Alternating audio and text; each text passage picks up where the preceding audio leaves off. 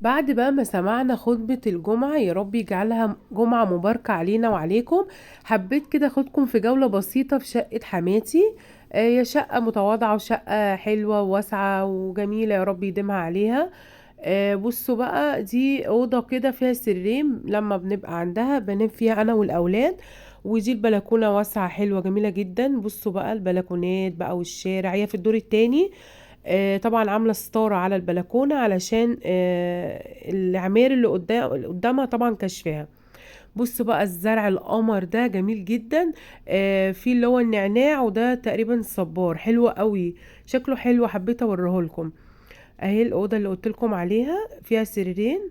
ودي أوضة تانية فيها سرير كده وشوفونيرة، دي الأوضة دي بتنام فيها حماتي، وحاطة فيها شاشة. بصوا جميلة جدا. برضو فيها بلكونة، يعني البلكونتين بيطلوا على نفس الشارع اهو. جميلة جدا وواسعة وهي ربنا يديها الصحة يا رب وطولة العمر، يعني بتحب تنظم يعني حاجتها، طبعا على قد طبعا امكانياتها وصحتها. بصوا كنا هناكلوا سمك بحر حلو قوي مشكل كده، وبولتي برضو، والقلة بقى يا جمال القلة بجد، ولا ميتها طعمة قوي قوي قوي قوي. ده المطبخ بتاعها. بصوا بتحب تعلق حاجتها كده وتظبط نفسيها يعني. وده التولت واسع جميل جدا حلو قوي. بصوا ما شاء الله. يعني حبيت اخد لكم كده جولة بعد صلاة الجمعة، جولة سريعة كده يعني اوريكم المكان يعني اللي انا بجد يعني ربنا يديمه علينا نعمة، يعني الواحد بيرتاح فيه نفسيا الحمد لله، ربنا يا رب يديها الصحة. دي أوضة كده حاطة فيها الدولاب، طبعا في هدومها وكده، وحاطة الغسالة الأوتوماتيك، ويعني الحاجات بقى ايه اللي عاملة لها دوشة بقى فبتحطها في الأوضة دي. اليوم ده طبعا جنب السمك كنا عاملين بقى الكشك الجمبري الاسكندراني، كانت هي طبعا عاملاه بايدها. ربنا يا رب يديها الصحة.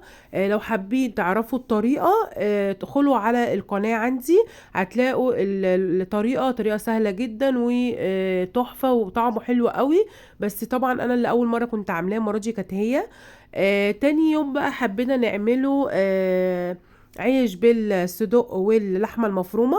طبعا العجينة انا عجنتها وكل حاجة، بس للأسف المقطع ده اتحذف من الفيديو. بإذن الله هبقى انزل لكم العجينة بإذن الله طريقتها. طبعا هنا بقى هما يعني لازم بقى تبس قوي العجينة، علشان بص كانت معانا والله عاملة زي الملبن تحفة، كانت طرية وجميلة جدا جدا جدا. هي بتقعد يعني تبسها كتير كده.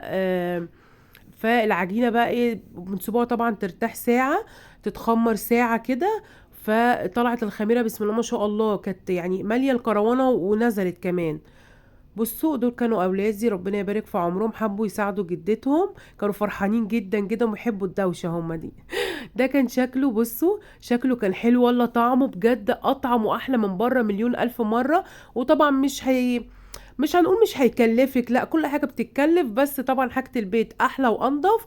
ولو الفيديو عجبكم ما تنسونيش باللايك والاشتراك في القناة وتفعيل زر الجرس عشان يوصل لكم مني كل جديد، واشوفكم على خير، والسلام عليكم ورحمة الله وبركاته.